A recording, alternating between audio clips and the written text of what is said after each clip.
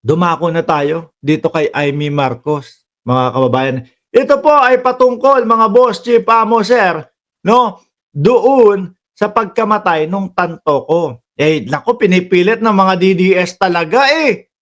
Pinipilit ng mga DDS na kasama ang ating unang ginang, may kinalaman ng ating unang ginang sa pagkamatay po nitong tanto ko. Sarap humigop ng kape. Ngayon, si Amy Marcos, mga bossing, nagpapasiklab na naman sa mga DDS. No? Eh, madali yatang mabuyo itong si ano eh. Madali atang mabuyo talaga itong si Amy Marcos eh, no? Mga kababayan. Kagaya niyan, si Harry Roque, inuudyukan siya. Nako, Amy Marcos, ngayon ka magpasikat sa amin. Ngayon mo ipakita at sabihin na ang iyong kapatid ay gumagamit ng ipinagbabawal na gamot. Anyway, buhay pa ba si Roque? Taragis yan ah. Walang balita dyan ah. Sabi ni Remy Cereza Post, naturingan pa naman siyang leader ng kanilang church. Si Joel Villanueva, si Boss Dila, no? Sabi ho dito sa balita ng politico.com.ph, mga kababayan, Amy Marcos dares Malacanang to clarify First Lady's role in Tantocos death. Alam nyo ho, mga bossing, nakakalungkot dito sa gobyerno natin, nakakalungkot dito sa mga senador natin, palapatol. Ano? Pinapatulan na lahat ng chismis, mga kababayan.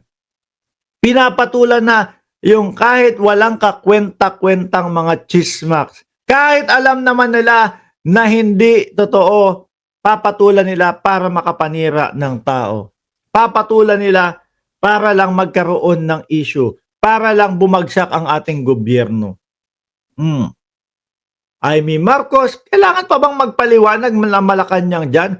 Meron ba kayong naipakitang ebidensya? Pinapakita ho ng mga DDS, mga kababayan, alam nyo kung ano na ebidensya? Simple lang. Pinapakita nila, sasabihin eto yung bago mamatay si Tantoco, nagsasayaw ko ang First Lady. Ano? Tapos nandoon may kasayaw, kung sino man lalaki o si Tantoco yata yung kasayaw. So kumakanta.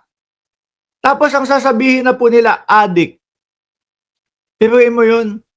Sa mata po ng mga DDS, pag kumanta ka, sumayaw ka, mga kababayan, addict ka na. Si Maharlika, ano sinabi dati? Ayan po, ayan tingnan nyo, pader. Ayan po, tingnan nyo po yung pader, Diyan nakakulong si Liza Araneta Marcos. Pader, hindi nyo man lang kami mapakitaan ng totoong nakahawak sa rehas, hindi nyo man lang kami mapakitaan ng totoong nakaupo sa loob ng kahit anumang LA police station. Pader ang pinakita.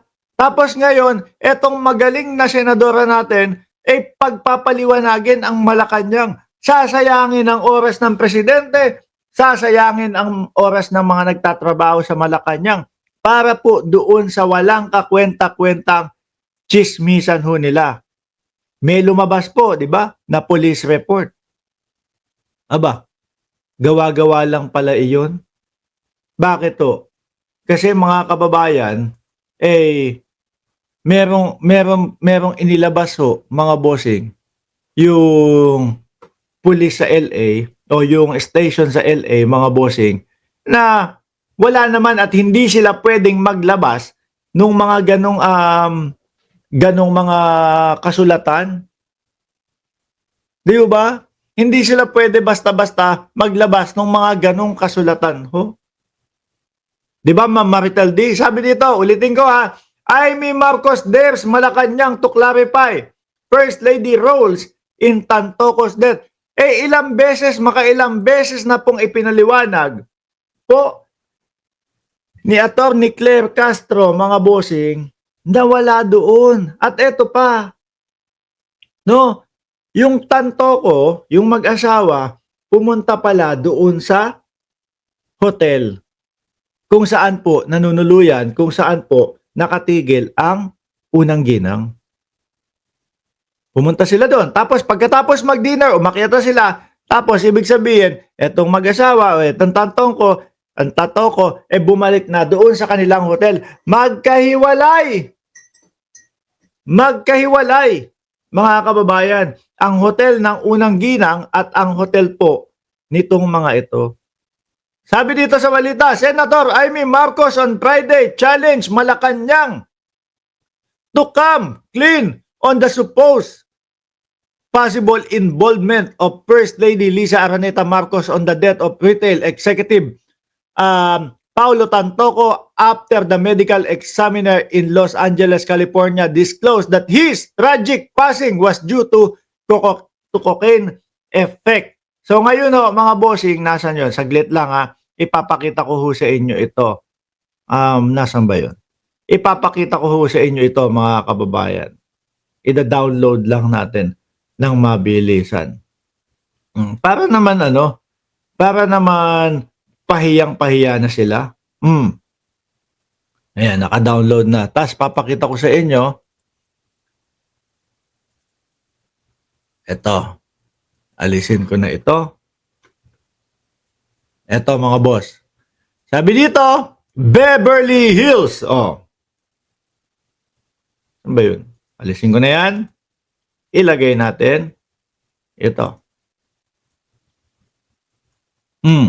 Sabi dito, Beverly Hills, Patricia Takyas, interim record manager, date July 15, address blah blah blah, response California Public Record Act, request death investigation report 25. This letter is in response to your request that was made electronically July 15, 2025 under the California Public Record. The request seeks disclosure of a report that occurred on March 8, 2025. The Beverly Hills Police Department has determined that the request is part and seek copies of public record in BHPD process. Under the Act, is not required to disclose any record of complaint to or investigation conducted by a record intelligence information or security procedure of the Office of Attorney General and the Department of Justice and the Office of Emergency. Ang haba. Any states or local police agency or any investigatory or security files compiled by any other local state agency law enforcement licensing. However, BHPD is providing the following information in accordance with the Act. Ito lang yung ibinigay nila. Pangalan ng biktima, Juan Paulo Tantoco, 44 years old. Namatay, 11:32. Reported, March 8, 11:32. Location of incident, death. Ano ibig sabihin nun, mga bossing? Meron ba silang factory? May factory ho ba sila, mga kababayan, ng police report? At kaya nagkakaroon sila ng mga ganyan? Nagkakaroon sila ng mga police report na hindi naman totoo? Grabe kayo. Yan, me, supalpal mo sa iyan sa mukha mo. Meron ka pang nalalaman na imbestigahan o magpaliwanag ang Malacanang. Sabi ni Marijo, kaya pala ganun na lang si Baba ka-close kay Sara Duterte. Ang naiisip ko dyan yung napapabalita, yung sa Pogo, may litrato sila nung may-ari ng Pogo at yung anak ng Pogo, mga bossing. Si Sara Duterte at si Amy Marcos. Anyway,